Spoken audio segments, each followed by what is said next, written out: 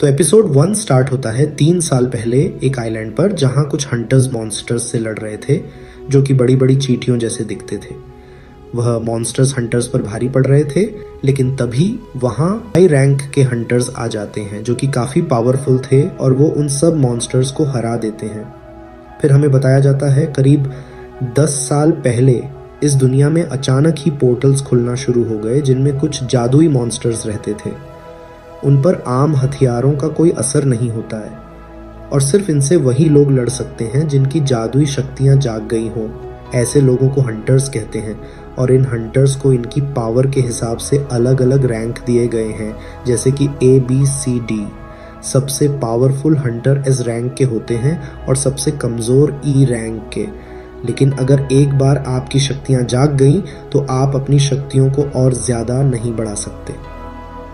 अब कहानी प्रेजेंट में आ जाती है। कहीं पर एक पोर्टल ओपन हुआ था, इसलिए उसके मॉन्स्टर्स को मारने के लिए हंटर्स को बुलाया गया था। तभी वहाँ पर एक लड़का आता है जिसका नाम था संग जिनवू। सब लोग उसके बारे में ही पूछ रहे थे। तभी एक आदमी जिसका नाम था पार्क, वो कहता है, अरे ये कोई बड़ा हंटर है क्या? सब लोग इसके बारे में ही बात कर रहे हैं। जिस पर किम नाम का एक हंटर कहता है, अरे काहे का पावरफुल, ये तो दुनिया का सबसे कमज़ोर हंटर है जो कि E रैंक के मिशन में भी घायल हो गया था। फिर जिम्बू यहाँ एक जूही नाम की लड़की से मिलता है जो कि एक हीलर है और उसकी काफ़ी फिक्र भी करती है।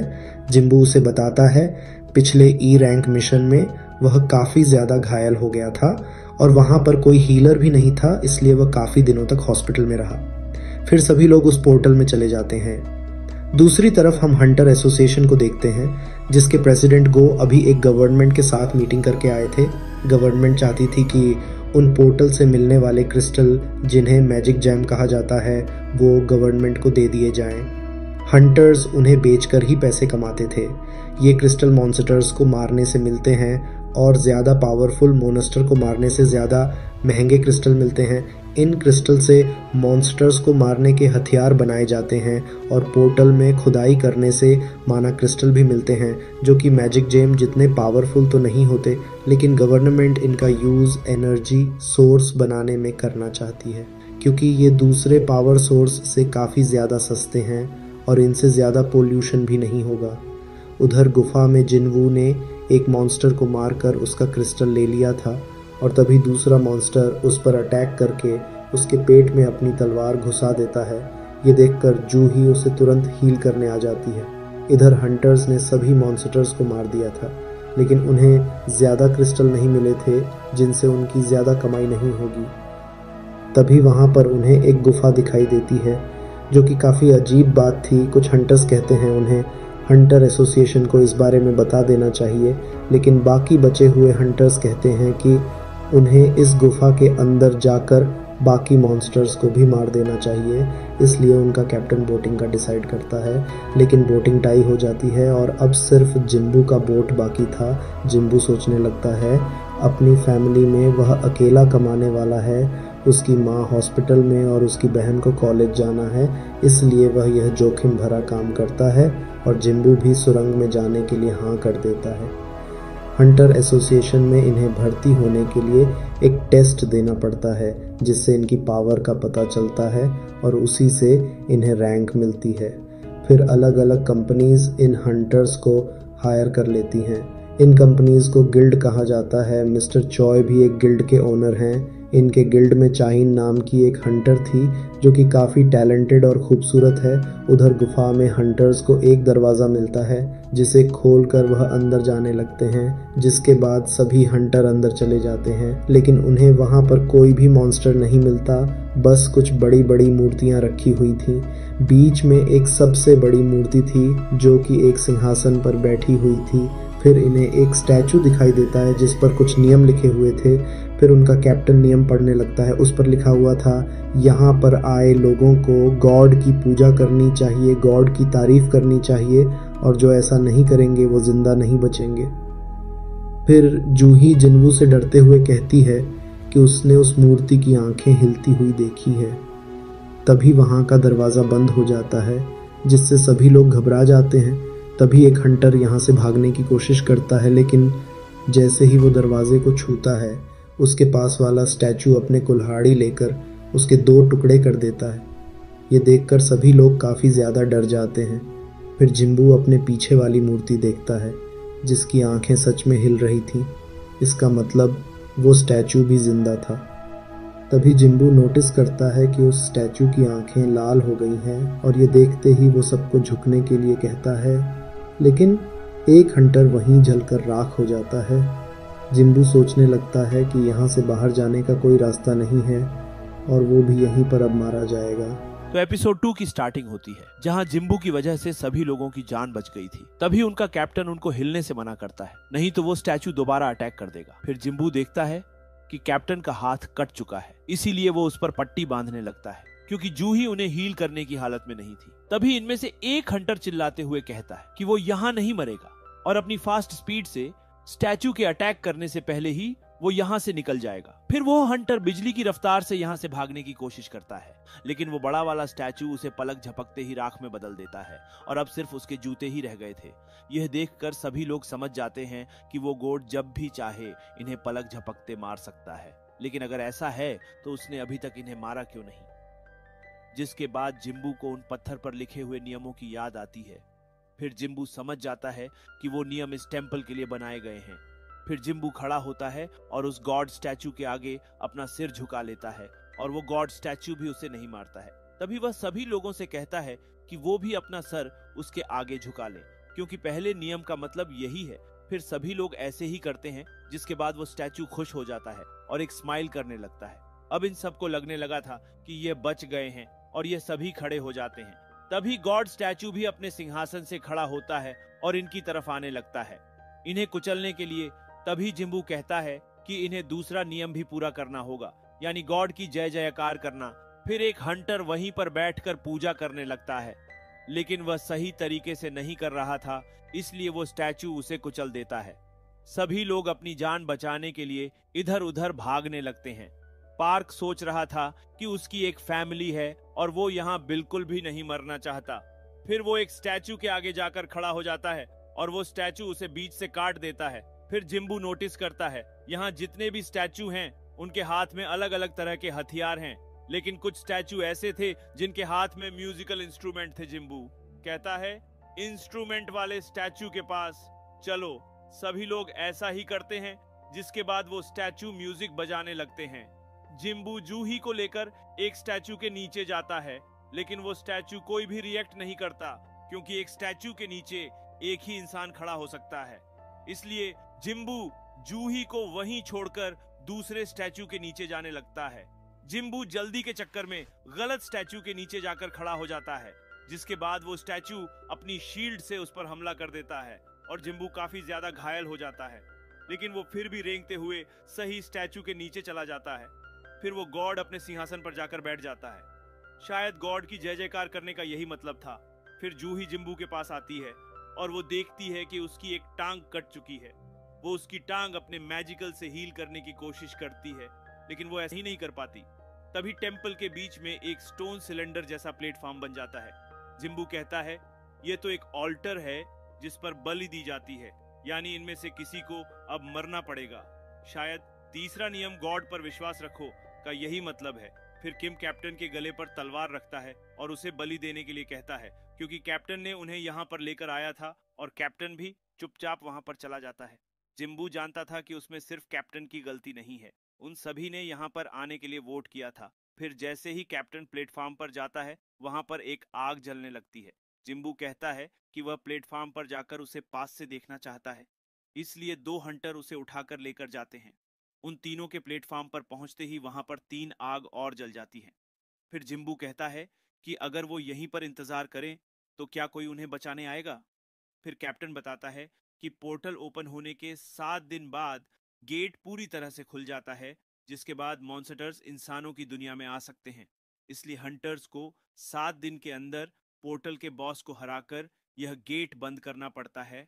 और तो और ये गॉड स्टैचू भी इंसानों की दुनिया में चला जाएगा, क्योंकि इस पोर्टल को खुले हुए 7 दिन हो चुके हैं और शायद ही अब इन्हें कोई बचाने आए।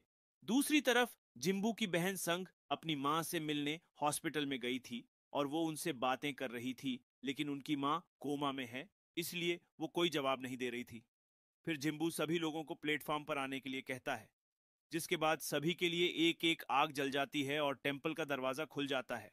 फिर वहां पर ब्लू कलर की आग भी जलने लगती है जो कि धीरे धीरे बुझ रही थी और टेम्पल के सभी गार्ड इनकी ओर बढ़ रहे थे। फिर जिन्बू कहता है कि जिस स्टैचू को भी वो देखता है वह स्टैचू अपनी जगह पर रुक जाता है, इसलिए वह सभी से कहता है कि स्टैचू पर नजर गड़ाकर रखें और सभी लोग ऐसा ही करते हैं। लेकिन एक लड़की काफी ज्यादा डर गई थी और वो यहाँ से भाग जाती है और उसके जाते ही एक आग बुझ जाती है। यह देखकर एक और हंटर यहाँ से भागकर निकल जाता है। फिर जिम्बू सभी से कहता है, ये नीली आग शायद एक टाइमर की तरह है और इसके बुझने के बाद शायद इन्हें यहां से जाने दिया जाए। किम कहता है, अगर आग बुझने के बाद दरवाजा बंद हो गया तो वो यहां पर ही मर जाएंगे, इसलिए वो भी यहां से भाग जाता है। अब कैप्टन कहता है कि जूही जिम्बू को लेकर यहां से चली जाए, लेकिन जूही के पैर काम करना बंद कर देते हैं क्योंकि उसने अपनी पावर कुछ ज्यादा ही यूज कर ली थी। अब जिम्बू कैप्टन से कहता है कि वो जूही को लेकर यहां से चले जाए क्योंकि उसका तो पैर कट चुका है और वो नहीं चल पाएगा, लेकिन जूही मना कर देती है। तभी कैप्टन जूही को बेहोश करके वहां से उठाकर ले जाते हैं। अब जिम्बू यहां पर अकेला बचा था। वो एक तलवार उठाकर स्टैचू से लड़ने की कोशिश करता है, लेकिन वो उसे इधर उधर फेंक के मारने लगते हैं। जिम्बू का एक हाथ भी कट चुका था और वह सोच रहा था उसकी भी फैमिली है और वह यहां पर नहीं मरना चाहता। फिर वो स्टैचू उसे ऑल्टर पर लिटा देते हैं। फिर वो स्टैचू जिम्बू को मारने के लिए अपनी तलवार उठा लेता है और जिम्बू सोचने लगता है काश उसे एक और मौका मिला होता। फिर वो नीली आग भी बुझ जाती है और अचानक हमें एक नोटिफिकेशन स्क्रीन दिखाई देती है जिस पर लिखा हुआ था, आप प्लेयर बनने के लिए क्वालिफाई हो गए हैं। आपका दिल 0.02 सेकंड में धड़कना बंद हो जाएगा और अगर आप ऐसा नहीं चाहते तो यस वाले बटन पर क्लिक करें और तभी यस वाला बटन क्लिक होता है और यह एपिसोड यहीं पर खत्म हो जाता है। एपिसोड की शुरुआत में हम जिनो को एक अस्पताल में उठते हुए देखते हैं। उसके कटे हुए हाथ पैर अब पूरी तरह से ठीक हो चुके थे। तभी वहां हंटर एसोसिएशन के 2 सदस्य आते हैं। जिन्वू उनसे पूछता है, आपको मुझसे क्या काम है? उनमें से एक, जिसका नाम कैंग था, कहता है, तुम 3 दिनों से यहीं पर हो। जिन्वू उनसे मिस्टर संग और जूही के बारे में पूछता है। फिर कैंग बताता है कि वे दोनों सही सलामत हैं, लेकिन मिस्टर संग अपना एक हाथ खो चुके हैं, तो अब वह कभी हंटर नहीं बन पाएंगे। और वहीं बात करें जूही की, तो उसे काफी बड़ा सदमा लगा है। शायद अब वह भी कभी हंटर ना बन पाए।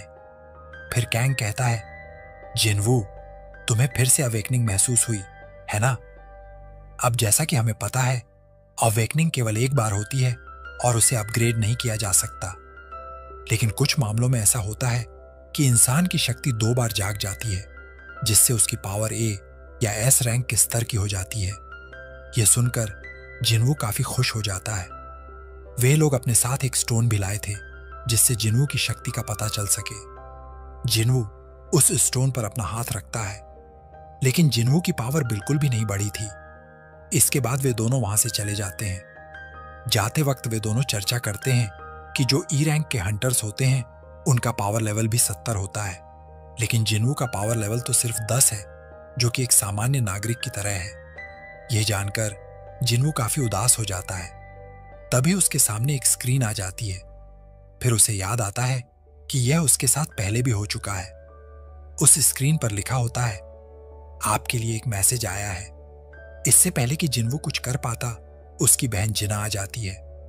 वह उसे डांटने लगती है और कहती है, तुम यह खतरनाक काम क्यों करते हो?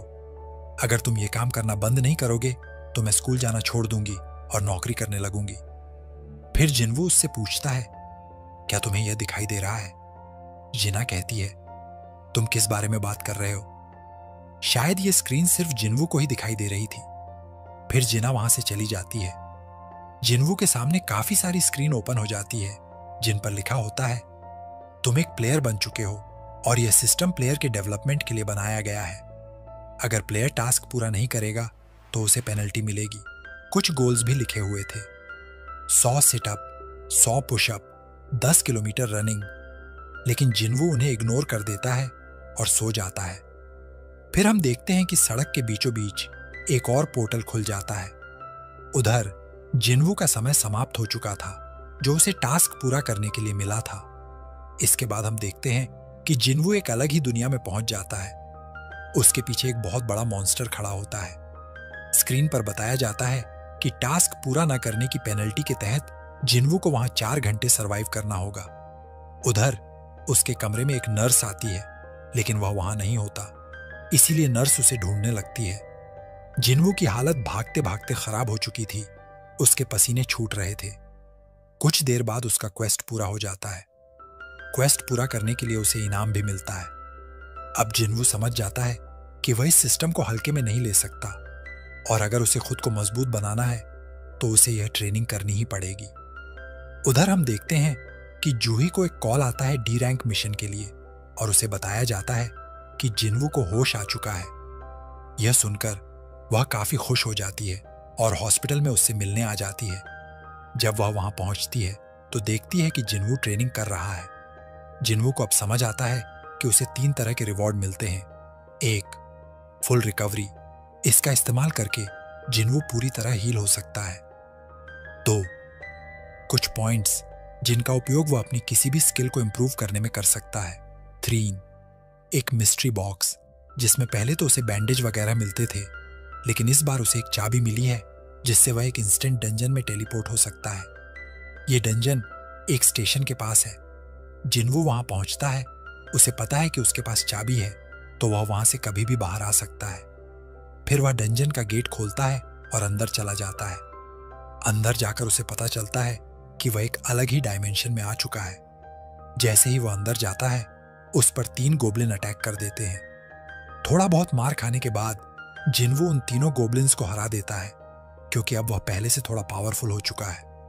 तभी उसके पीछे से एक वुल्फ टाइप का बीस आता है और उस पर हमला कर देता है। जिन्वू के पैर काम करना बंद कर देते हैं और वह सोचने लगता है कि उसके पास कोई हीलर भी नहीं है।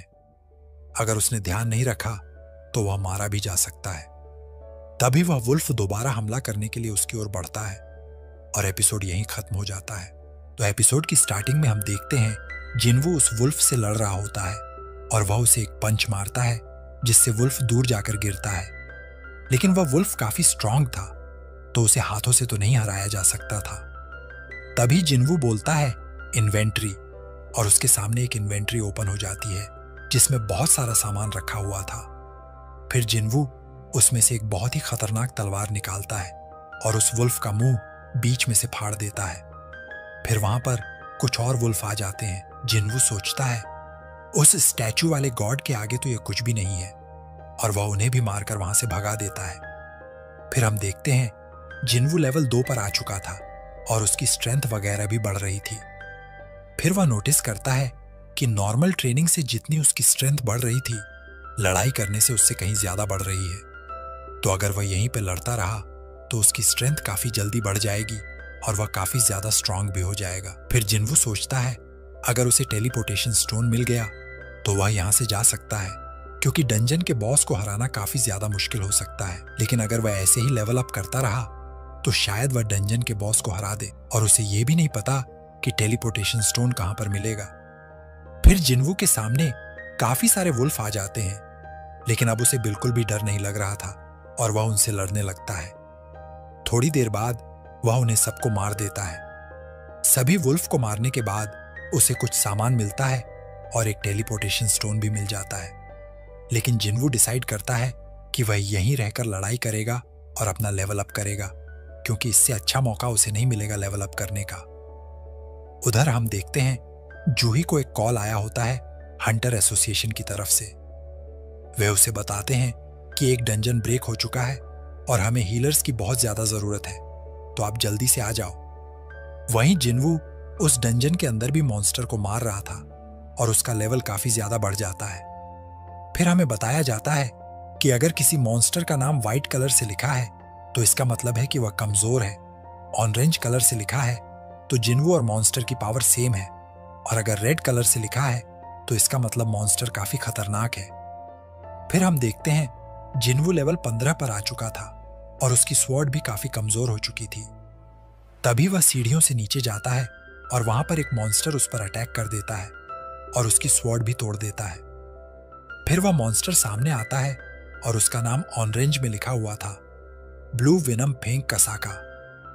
कसाका यहाँ का बॉस था और उसकी स्किन काफी ज्यादा मजबूत थी, जिसकी वजह से जिन्वू के अटैक का उस पर कुछ भी असर नहीं हो रहा था। वह जिन्वू को बहुत बुरी तरह से मारता है। फिर जिन्वू सोचने लगता है कि वह हंटर क्यों बना, और एक टाइम पर उसे वीकस्ट हंटर का टाइटल दिया गया था। लेकिन अब वह पहले जैसा नहीं रहा और वह काफी ज्यादा मोटिवेट हो जाता है।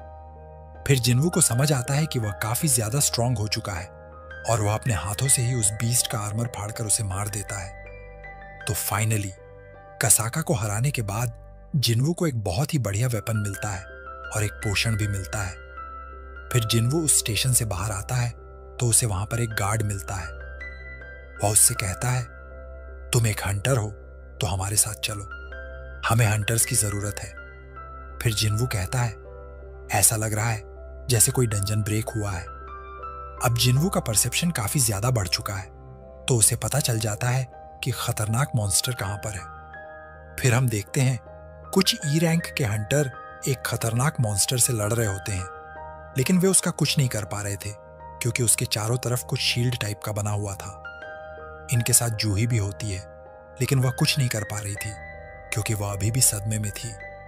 जिन्वू देखकर समझ जाता है कि यह मॉन्स्टर उससे तो कमजोर ही है जिससे वह अभी लड़कर आया है। फिर जिन्वू अपनी टूटी हुई स्वॉर्ड निकालता है और उसे मॉन्स्टर की ओर फेंक कर मारता है, जिससे उसका आर्म टूट जाता है और वह सभी हंटर उस पर अटैक करके उसे मार देते हैं। फिर उनमें से एक हंटर गार्ड से पूछता है, तुम्हें पता है कि यह शॉट किसने फेंक कर मारी? गार्ड कहता है, यहां पर एक हंटर था, लेकिन शायद अब वह चला गया। जिसके बाद वह हंटर चौंक जाता है और सोचता है, जरूर वह कोई हाई रैंक का हंटर होगा जिसने एक ही अटैक में उस मॉन्स्टर को मार दिया। जिन्वू वहां से चला जाता है और सोचने लगता है, मुझे नहीं लगा था वह एक ही अटैक में मर जाएगा, शायद वह पहले से ही कमजोर था।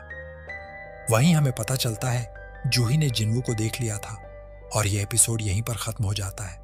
तो एपिसोड की शुरुआत में जिन्वू की रेगुलर ट्रेनिंग की वजह से उसकी बॉडी बन गई थी और सभी नर्सें उस पर लाइन मार रही थीं। फिर हम देखते हैं कि जिना कॉलेज जाने के लिए रेडी हो रही थी। जिन्वू भी हॉस्पिटल से डिस्चार्ज होकर आ चुका था। जिना उसे देखकर कहती है, आजकल तुम जिम वगैरह कर रहे हो क्या? तुम्हारी तो हाइट भी काफी ज्यादा बढ़ चुकी है। फिर हम देखते हैं कि जिन्वू के लैंडलॉर्ड का फोन आता है क्योंकि उसने बहुत दिनों से रेंट नहीं भरा था, इसलिए वो सोचता है कि अब उसे डंजनों में रेड के लिए जाना चाहिए। अब जिन्वू ई रैंक का हंटर है तो वो अपर रैंक के डंजनों में नहीं जा सकता और वो किसी को अपनी पावर के बारे में भी नहीं बता सकता। फिर जिन्वू हंटर्स के एक ग्रुप से मिलता है। इनके लीडर होते हैं डोन सुक। वो कहता है, इस डंजन में जाने के लिए आधे मेंबर सी रैंक के होने चाहिए और कुल 8 मेंबर होने चाहिए, इसीलिए हमने तुम्हें बुलाया है। तुम्हें लड़ने की जरूरत नहीं है, बस हमारा सामान उठा लेना। फिर जिन्वू कहता है, तुम बिना हीलर के अंदर जा रहे हो? डोन सुक कहता है, हाँ, हम एक प्राइवेट टीम है तो उन्हें अफोर्ड करना हमारे बस की बात नहीं है। फिर ये जिन्वू से एक कॉन्ट्रैक्ट साइन करवाते हैं जिसमें लिखा होता है कि अगर जिन्वू का डंजन में कुछ भी हुआ तो ये उसकी जिम्मेदारी नहीं लेंगे और ये उसे 2 मिलियन कैश देंगे, लेकिन मॉन्स्टर को मारने पर जो जैम मिलेंगे उनमें जिन्वू का कोई हिस्सा नहीं होगा। तभी वहां एक और बंदा आता है जिसका नाम होता है जिनो। वो एक डी रैंक का हंटर है, लेकिन उसका आर्मर और तलवार बहुत ज्यादा एक्सपेंसिव होते हैं। जिन्वू ये देखकर समझ जाता है कि उसका बाप बहुत अमीर है। फिर ये सभी लोग उस डंजन के अंदर चले जाते हैं। वहां पर काफी अंधेरा था क्योंकि वहां पर लुमिनेट स्टोन नहीं थे। फिर जिन्हो पूछता है, ये लुमिनेट स्टोन क्या होते हैं? जिन्वू बताता है, ये ऐसे चमकीले पत्थर होते हैं जिनकी वजह से किसी गुफा में रोशनी रहती है। फिर जिन्हो कहता है, अच्छा, तो पहले हो गए मैजिक जैम्स जो हमें मॉन्स्टर को मारने से मिलते हैं, दूसरे मना क्रिस्टल जो कि डंजन में खुदाई करने से मिलते हैं, और तीसरे हैं लुमिनेट स्टोन जो कि गुफा को रोशनी देते हैं। फिर ये सभी लोग डंजन के बीच में पहुंच जाते हैं जहां पर काफी सारे होल बने हुए थे। तभी इन्हें कुछ आवाजें आने लगती हैं। जिन्वू इन्हें बता देता है कि ऊपर से हमला होने वाला है और ये सभी लोग तैयार हो जाते हैं। फिर ये सभी लोग मॉन्स्टर से लड़ने लगते हैं। कुछ देर बाद ये सभी मॉन्स्टर को हरा देते हैं, लेकिन अभी इन्हें बॉस को भी हराना है। फिर ये सब थोड़ा आगे जाते हैं तो इन्हें मना क्रिस्टल का खजाना मिल जाता है और भाई वो अरबों का है। फिर इनका लीडर कहता है, हम सब अमीर हो जाएंगे, हम इसे 7 हिस्सों में बराबर बांट लेंगे। फिर जिन्हो कहता है, ऐ जिन्वू, जरा अपना कॉन्ट्रैक्ट दिखाना। फिर वो डोन सुक के पास जाता है और कहता है, इसमें लिखा हुआ है मॉन्स्टर को मारने से जो जैम मिलेंगे तुम उनका बंटवारा नहीं करोगे, लेकिन मना क्रिस्टल को तो हम बांट सकते हैं ना? डोन सुक कहता है, हाँ बिल्कुल, चिंता की कोई बात नहीं है, हम जिन्वू को भी बराबर हिस्सा देंगे। लेकिन उससे पहले हमें डंजन के बॉस को हराना पड़ेगा। फिर ये देखते हैं कि वहां एक बहुत बड़ा मकड़ी जैसा मॉन्स्टर होता है, लेकिन वो भी सो रहा होता है। तो इन्हें सिर्फ जैम को निकालकर वहां से बाहर जाना था, लेकिन वो लोग खुदाई के लिए टूल्स वगैरह नहीं लाए थे। इसलिए उनका लीडर कहता है, तुम दोनों यहीं पर रुको, हम जरा बाहर कुछ डिस्कस करके आते हैं। जिन्वू को कुछ गड़बड़ लग रही थी, लेकिन इससे पहले कि वो कुछ समझ पाता, डॉन सुक अपना असली रंग दिखाता है और गुफा का दरवाजा बंद कर देता है, जिससे जिन्वू और जिन्हो अंदर फंस जाते हैं। फिर जिन्वू को याद आता है मिस्टर संग ने एक बार उसे बताया था कि इस इंडस्ट्री में काफी घटिया लोग होते हैं जो डंजनों के अंदर क्राइम करते हैं, क्योंकि उन्हें पता होता है कि डंजन काफी खतरनाक जगह है और वो कभी पकड़े नहीं जाएंगे, क्योंकि ना तो वहां कोई सिक्योरिटी कैमरा होता है और ना ही कोई गवाह। इसलिए वो कमजोर लोगों को पीछे छोड़ देते हैं, एक चारे की तरह। फिर जिन्हो कहता है, मुझे यकीन नहीं हो रहा, वो लोग मना क्रिस्टल के लिए हमें जान से मारने को भी तैयार हैं। और तभी वो मॉन्स्टर भी नींद से जाग जाता है। जिन्हो कहता है, तुम जल्दी से मेरे पीछे आ जाओ, मैं तुम्हें बचाऊंगा। लेकिन जिन्वू कहता है, तुम जरा पीछे हटो, इसे मैं देखता हूँ। फिर वो अपनी तलवार निकालता है और ये एपिसोड यहीं पर खत्म हो जाता है। तो एपिसोड की स्टार्टिंग में उनका एक टीम मेंबर कहता है, हम उन्हें ऐसे भी तो मार सकते थे, इस सब की क्या जरूरत थी। फिर डॉन सुक कहता है, तुम पागल हो, अगर हम वहां पर फाइट करते तो वो स्पाइडर जाग जाता, इसीलिए मैंने ऐसा किया। वहां पर एक दूसरा रास्ता था, जब वो स्पाइडर उन्हें खा जाएगा तो हम उस रास्ते से अंदर जाएंगे और सारे क्रिस्टल निकाल लेंगे। गुफा के अंदर जिन्हो कहता है, तुम इरैंग के हंटर हो, तुम उसे नहीं हरा सकते। जिन्वू भी मन में सोचता है, यह सही कह रहा है, मैंने अब तक जिन मॉन्स्टर्स को हराया है वो इसके आगे कुछ भी नहीं थे। लेकिन फिर जिन्वू कहता है, किसी वजह से मुझे बिल्कुल भी डर नहीं लग रहा है और अब मैं लेवल 18 पर आ चुका हूँ। और फिर वो उस पर अटैक करने लग जाता है। जिन्वू उस पर लगातार अटैक किए जा रहा था, लेकिन उसे जरा भी फर्क नहीं पड़ रहा था। जिन्वू मन में सोच रहा था, एक भी गलत मूव और मैं यहीं मारा जाऊंगा। उधर जिन्हो कह रहा था, हो ही नहीं सकता कि यह ई रैंक का हंटर है, कहीं ये फॉल्स रैंकर तो नहीं। ऐसे लोग जो अपनी पावर को छुपा कर रखते हैं, इस तरह के लोग साइकोपैथ होते हैं जिन्हें दूसरों को मारने में मजा आता है। और धीरे धीरे जिन्हो की हालत खराब होने लगती है। वो सोचने लगता है कि मैं यहाँ पर क्यों आया। फिर जिन्वू देखता है कि वो बहुत ज्यादा थक चुका है, अगर ऐसे ही चलता रहा तो वो काफी स्लो हो जाएगा। तभी जिन्वू अपने वेपन की पावर चेक करता है, अगर वो अपना वेपन किसी एनिमी को मार दे तो वो कुछ देर के लिए पैरालाइज हो जाएगा। जिन्वू सोचने लगता है, मुझे इस मकड़े का कुछ वीक स्पॉट ढूंढना होगा। फिर जिन्वू को उसका वीक स्पॉट मिल जाता है, लेकिन वो मकड़ी जिन्वू पर एसिड फेंक देती है। फिर जिन्वू अपनी एक नई पावर जिसका नाम है डैश यूज करता है, जिससे वो बहुत फास्ट हो जाता है और वो मकड़े के वीक स्पॉट पर पहुंच जाता है। लेकिन जिन्वू अब काफी ज्यादा थक चुका था। वो मकड़ी उसे नीचे गिरा देती है और उसे मारने ही वाली होती है। तभी जिन्वू को याद आता है उसके पास फुल रिकवरी है। वो फुल रिकवरी का यूज करता है, जिससे जिन्वू पूरी तरह से हील हो जाता है। फिर जिन्वू उस मॉन्स्टर के अटैक से बचकर उस पर बार बार हमला करने लगता है, जिससे वह मकड़ी मर जाती है। तभी वहां पर हंटर्स का ग्रुप आ जाता है और वो कहते हैं, ये लोग तो अभी भी जिंदा हैं। अगले सीन में हम वो को देखते हैं जो प्रेसिडेंट गो से फाइट कर रहा होता है। वो प्रेसिडेंट गो के सारे अटैक रोककर उसे एक पंच मारते हैं, जिससे वो दूर जाकर गिरता है। फिर वो कहता है, आप पहले ही जितने स्ट्रांग हो, मेरे साथ ट्रेनिंग करने के लिए शुक्रिया। फिर प्रेसिडेंट गो कहते हैं, हम ट्रेनिंग करके अपनी पावर को नहीं बढ़ा सकते, लेकिन हम अपनी स्किल्स को बढ़ा सकते हैं। डंजन जैसी खतरनाक जगह में ये काफी जरूरी है। दूसरी तरफ हम देखते हैं डॉन सुक कहता है, जिन्हो तुम इसे मार दो और हम तुम्हें यहाँ से जिंदा जाने देंगे, नहीं तो हम फिर तुम दोनों को मार देंगे। लेकिन जिन्हो ऐसा नहीं करता है और अपनी तलवार निकालकर डॉन सुक से लड़ने के लिए तैयार हो जाता है। फिर डॉन सुक कहता है, चलो इन दोनों को खत्म करते हैं और पहले कमजोर वाले को मारते हैं। और तभी जिन्वू को एक अर्जेंट क्वेस्ट मिलता है, जिसमें लिखा हुआ था, कुछ हंटर प्लेयर को मारना चाहते हैं तो प्लेयर अपनी सेफ्टी के लिए उन्हें मार दे, और प्लेयर अगर ऐसा नहीं करेगा तो उसे पेनल्टी मिलेगी।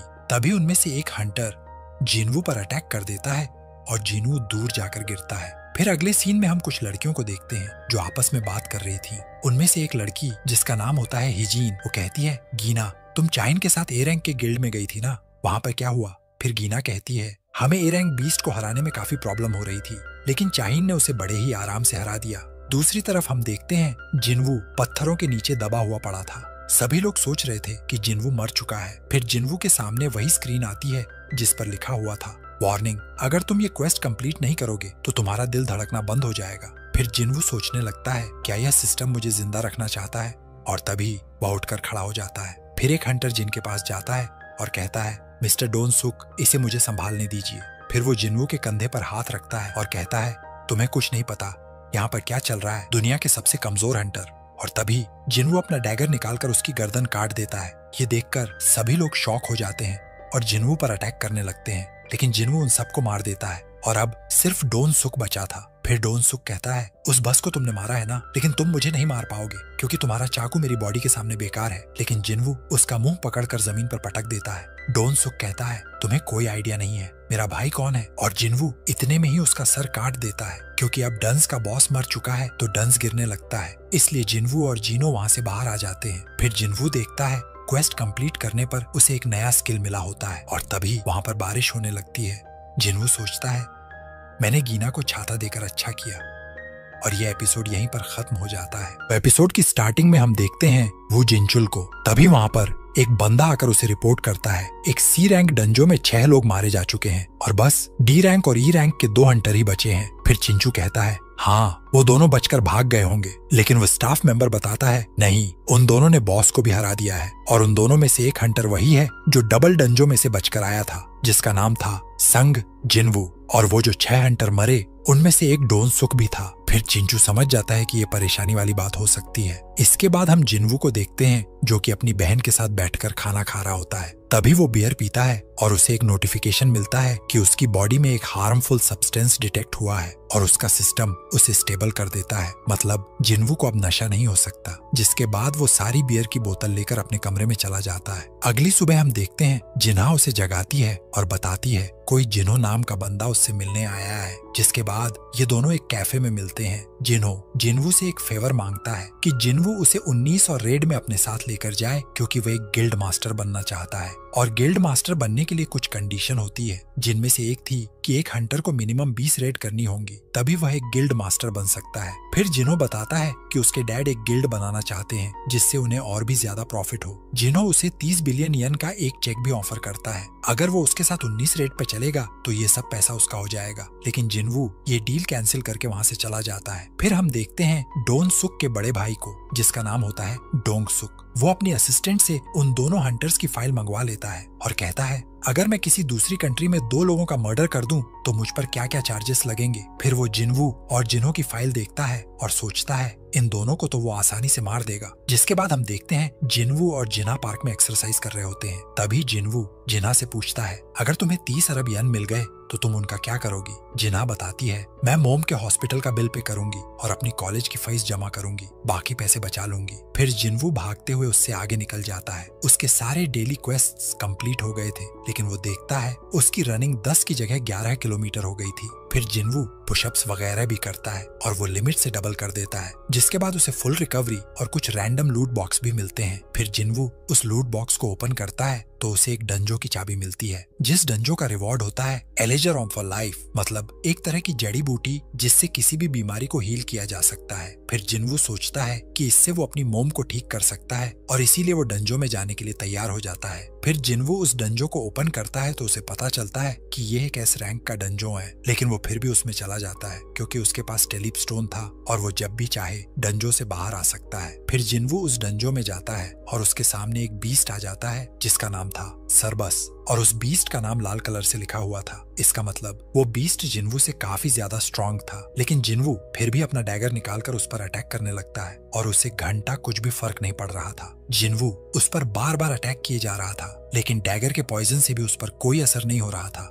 फिर वो बीस्ट जिन्वू पर अटैक करता है और एक अटैक में ही जिन्वू की 30% हेल्थ कम हो जाती है। वो बीस्ट जिन्वू को उठा उठाकर पटक रहा था। अब जिन्वू की आधी हेल्थ ही बची थी और तभी जिन्वू इंस्टेंट हील का यूज करता है। जिन्वू फिर से उस पर अटैक करने लगता है, लेकिन उस बीस्ट पर पैरालिसिस का भी कोई असर नहीं हो रहा था और वो जिन्वू का कुत्ता बना देता है। फिर जिन्वू सोचता है यहाँ से निकल लेने में उसका फायदा है और वो अपना टेलिप स्टोन निकाल लेता है, लेकिन तभी सरबस उस पर अटैक कर देता है और उसका टेलिप स्टोन भी वहीं पर गिर जाता है। अब जिन्वू की काफी कम हेल्थ बची थी और तभी वो देखता है उसे कसाका को हराने के बाद एक पॉइजन मिला था जिसे पीने के बाद उसकी पावर 20% बढ़ जाएगी, लेकिन उसे बहुत ज्यादा मसल डैमेज हो सकता है। फिर जिन्वू उस पॉइजन को पी लेता है और सरबस पर अटैक करने के लिए चला जाता है, लेकिन सरबस भी काफी ताकतवर होता है और उसे मुंह में दबा लेता है। फिर भी जिन्वू हार नहीं मानता है और सरबस पर बार बार अटैक किए जाता है और फाइनली सरबस मर जाता है, जिससे जिन्वू की लेवल अप हो जाती है और वो हील भी हो जाता है। जिसके बाद जिन्वू को एक की मिलती है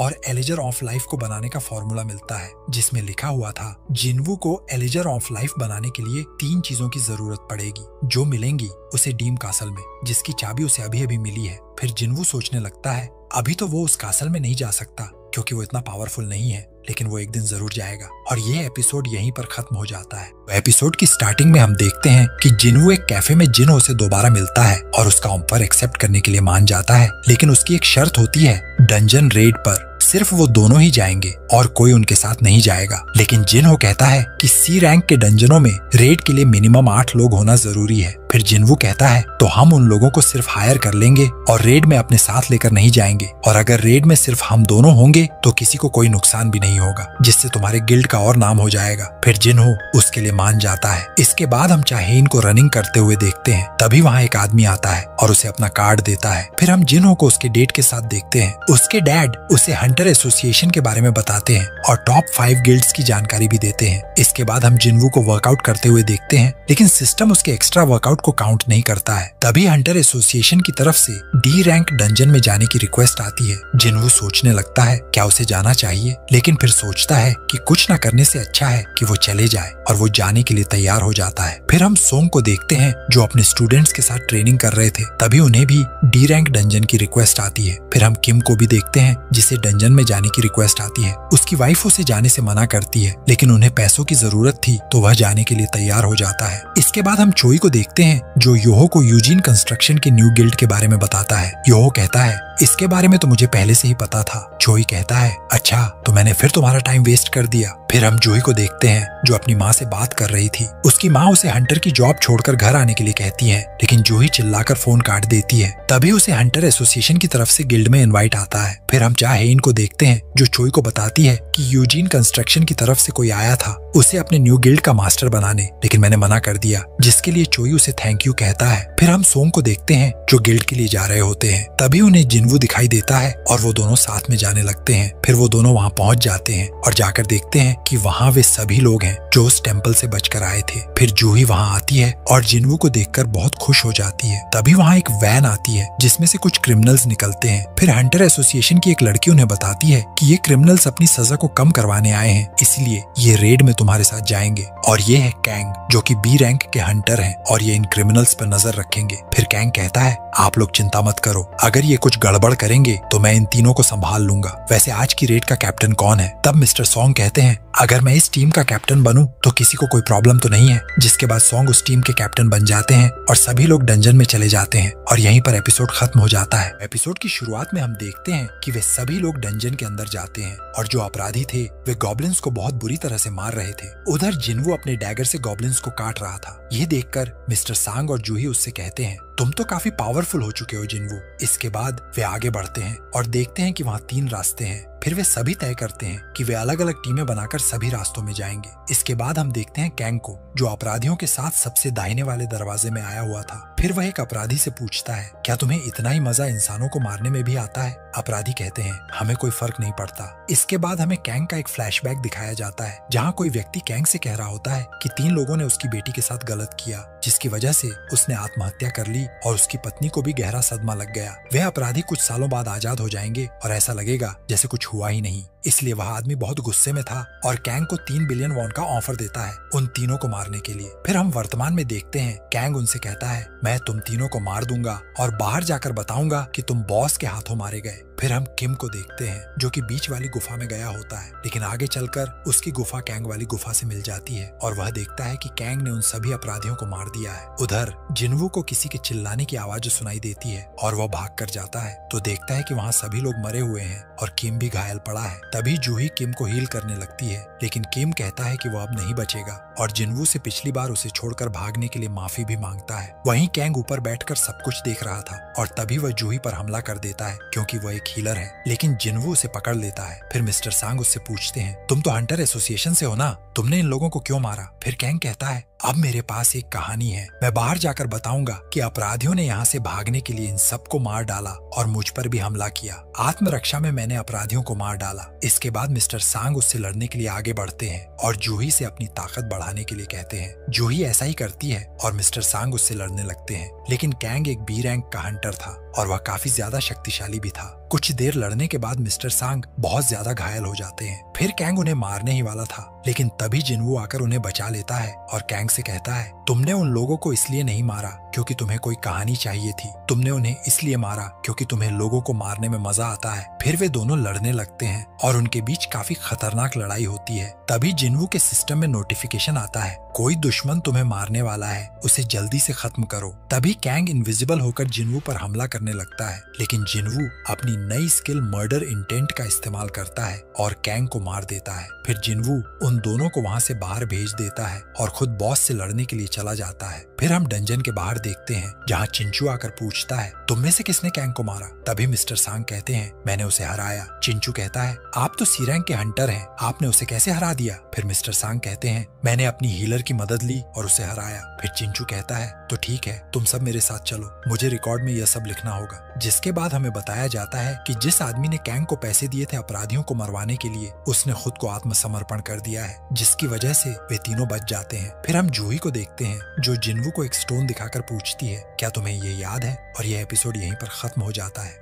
एपिसोड की शुरुआत में हम देखते हैं कि जूही जिनवू को वह स्टोन वापस करती है और कहती है कि वह हंटर की जॉब छोड़कर अपने गांव वापस जा रही है। अगर जिनवू उस एरिया में आए तो उससे जरूर मिले। फिर जिनवू वह स्टोन ले लेता है और कहता है, जरूर, और मैं तुम्हें डिनर पर भी लेकर जाऊंगा। इसके बाद जिनवू कुछ पास्ट में याद करने लगता है जहाँ चिंचू उससे कह रहा होता है, एक ई रैंक का हंटर कभी भी बी रैंक के हंटर को नहीं हरा सकता। इसका मतलब तुम्हारी री अवेकनिंग हुई है। लेकिन मैं तुम्हें कुछ बताना चाहता हूँ। तुम्हें वो रेड याद है जिसमें डोंग शुक की पूरी टीम मारी गई थी और सिर्फ तुम बचे थे? तो उसका बड़ा भाई हांग डोंग शू तुम्हें मारने के लिए तुम्हारे पीछे आ सकता है, तो थोड़ा केयरफुल रहना। और हाँ, वो एक एस रैंक का हंटर है, तो तुम्हारे लिए अच्छा यही होगा कि तुम अपनी फैमिली को लेकर ये शहर छोड़कर चले जाओ। लेकिन जिनवू डिसाइड करता है कि वो और ज्यादा पावरफुल बनेगा। इसके बाद हम देखते हैं कि वह जिन्हों के साथ एक जंगल में आया हुआ था जहाँ पर एक सी रैंक का गेट भी होता है, और जिन्हों यहाँ पर कुछ बेकार हंटर्स को भी लाया था जो कि सिर्फ नाम के ही हंटर थे। वो रेड पर भी नहीं जा सकते थे क्योंकि उनमें से आधे तो अपाहिज ही थे। फिर जिन्हों उन्हें अपने कॉन्ट्रैक्ट के बारे में समझाता है। वह बताता है कि डेंजर में रेड के लिए सिर्फ वो दोनों ही जाएंगे और उन्हें सिर्फ बाहर बैठकर वेट करना है और उसके लिए उन्हें 3 मिलियन येन दिए जाएंगे। फिर जिनवू एक स्टोन निकालता है जो कि उसे कैंग को हराने के बाद मिला था, और जैसे ही वो स्टोन को फोड़ता है उसके अंदर कैंग की गायब होने की एबिलिटी आ जाती है। फिर हम जिन्हों को देखते हैं और आज कॉलेज में उसकी फ्रेंड नहीं आई हुई थी क्योंकि ये लड़की उन हंटर्स के साथ थी। इसके बाद जिन्हों और जिनवू डंजन्स में जाते हैं और वो 1 घंटे में ही बॉस को हराकर वापस आ जाते हैं। आज उन्हें 3 गेट के अंदर जाना था, जिसकी वजह से हंटर्स एक दिन में ही 3 मिलियन येन कमा सकते थे और उन्हें ज्यादा कुछ करना भी नहीं है, सिर्फ वेट ही करना है। इसके बाद हम डंजन्स के अंदर का सीन देखते हैं जहाँ जिनवू मॉन्स्टर को हराता है और जिन्हों क्रिस्टल की माइनिंग करता है। डंजन्स में रेड करते करते जिनवू की स्किल्स भी काफी बढ़ने लगती हैं और वो बैठकर सोच रहा था कि क्या उसे डीमन कैसल में जाना चाहिए। फिर वह सोचता है कि अभी के लिए रहने ही देता है। तभी उसकी स्क्रीन पर एक नोटिफिकेशन आता है कि प्लेयर क्वालिफाई हो चुका है एक जॉब चेंज क्वेस्ट के लिए। ये काफी अलग तरह का क्वेस्ट है और अभी इसके बारे में हमें कुछ नहीं बताया जाता है। फिर हम व्हाइट टाइगर गिल्ड का एक सीन देखते हैं जहाँ के मैनेजर एन को एक एम्प्लॉय आकर बताता है कि कुछ सी रैंक के डंजन्स को खरीदने के लिए यूजीन कंस्ट्रक्शन के प्रेसिडेंट के बेटे ने 150 मिलियन येन खर्च किए हैं। फिर मैनेजर जिनवू का नाम भी उसमें देख लेता है और उसे याद आता है यह तो डबल डंजन्स में भी था, कुछ तो गड़बड़ जरूर है। उसे लग रहा था कि जिनवू की रीअवेकनिंग हुई है, इसलिए वो जिनवू को अपने डंजन्स में इनवाइट करने की सोच रहा था। फिर वो वहीं पर जाता है जहाँ पर वो रेड कर रहे होते हैं और वो देखता है कि वहाँ पर तो पिकनिक चल रही होती है। ये देखकर वो समझ जाता है कि ये सब लोग यहाँ पर मजे कर रहे हैं और जिनवू रेड के लिए अकेला अंदर गया हुआ है, मतलब कुछ तो गड़बड़ जरूर है। इसके बाद वो वहाँ से चला जाता है। फिर हम देखते हैं कि जिनवू रेड करके बाहर आया होता है और वो जिन्हों से कहता है तुम कल के गेट कैंसिल कर दो, मुझे थोड़ा काम है। फिर हम चॉय का एक सपना देखते हैं जहाँ पर शायद उसकी कोई फ्रेंड मर गई होती है। यह जरूर जोजो आइलैंड का होगा जहाँ पर डंजन्स के ब्रेक होने से बहुत खतरनाक युद्ध हुआ था, जिसके बाद उस आइलैंड पर मॉन्स्टर्स ने कब्जा कर लिया था और यह सपना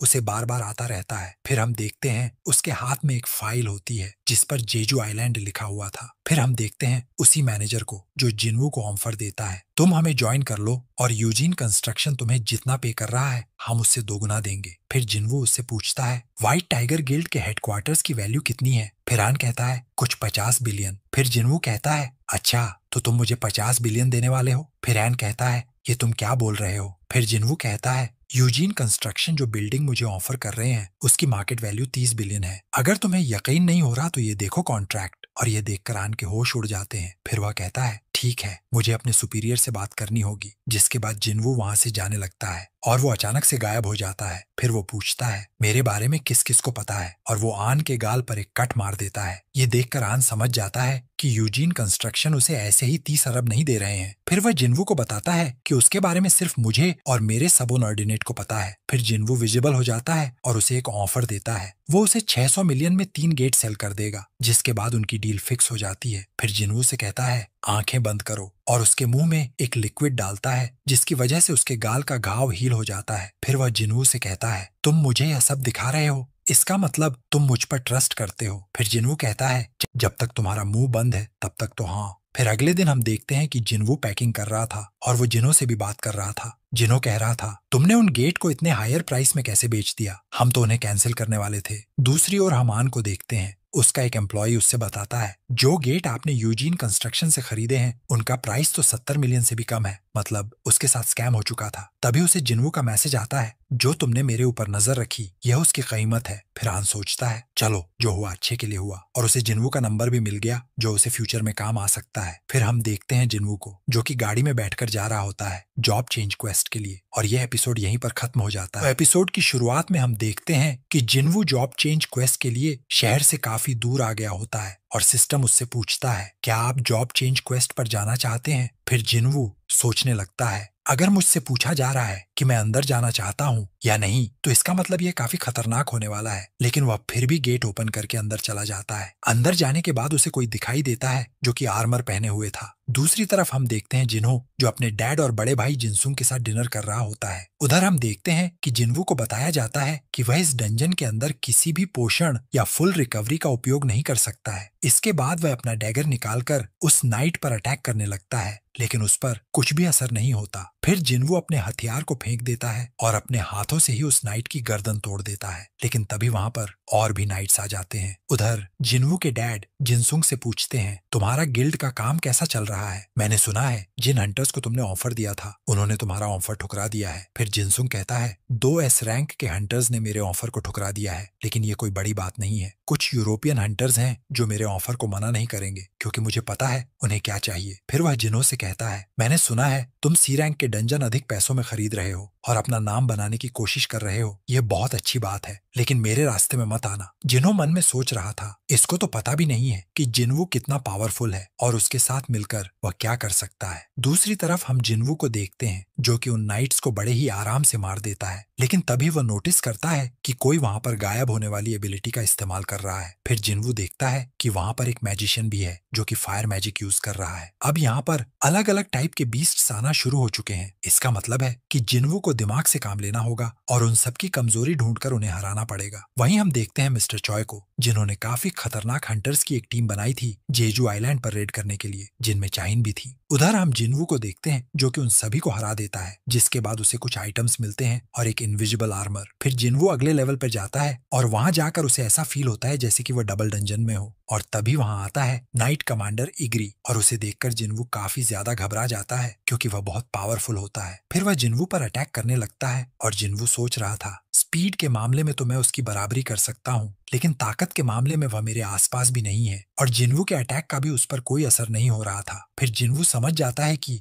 उसके हथियार का कोई असर नहीं होने वाला है और वह अपना वेपन फेंक देता है। तभी इग्री भी अपना वेपन फेंक देता है और हाथों से लड़ने के लिए तैयार हो जाता है, लेकिन इग्री उसे फिर भी बहुत गंदा मार रहा था। इसके बाद जिन्वू अपने डैश स्किल का उपयोग करता है और तेजी से दौड़ने लगता है। फिर वह इग्री को किक मारता है, लेकिन उसे कोई फर्क नहीं पड़ता और वह जिन्वू को और गुस्से में मारने लगता है। फिर वह उसे सिंहासन पर फेंक कर मार देता है। जिन्वू की हालत काफी ज्यादा खराब हो जाती है। फिर इग्री अपनी तलवार लेता है और जिन्वू को मारने ही वाला होता है, लेकिन तभी जिन्वू उसकी तलवार को अपने हाथ से पकड़ लेता है और कहता है मैं अभी हारा नहीं हूँ। फिर जिन्वो अचानक से अपना डैगर निकालता है और उसकी आंखों पर अटैक करने लगता है। वह बार बार उस पर अटैक करता है और काफी मुश्किलों के बाद उसे मार देता है। इसके बाद जिन्वो को 4 रिवॉर्ड मिलते हैं, जिनमें से एक एस रैंक का हेलमेट होता है और एक टेलीपोर्टेशन स्टोन होता है। फिर जिन्वो सोचने लगता है मुझे टेलीपोर्ट स्टोन क्यों मिला है, शायद ये क्वेस्ट अभी तक खत्म नहीं हुआ है। तभी उसे एक नोटिफिकेशन मिलता है, जितनी देर हो सके जिंदा रहो, तुम्हें कुछ पॉइंट्स दिए जाएंगे। फिर वहां पर एक टाइमर आ जाता है और बहुत सारे पोर्टल खुल जाते हैं, जिनमें से नाइट्स बाहर आने लगते हैं। जिन्वो सोच रहा था ये इग्री जितने पावरफुल तो नहीं होंगे, नहीं तो मैं 1 सेकंड भी नहीं टिकूंगा। फिर जिन्वो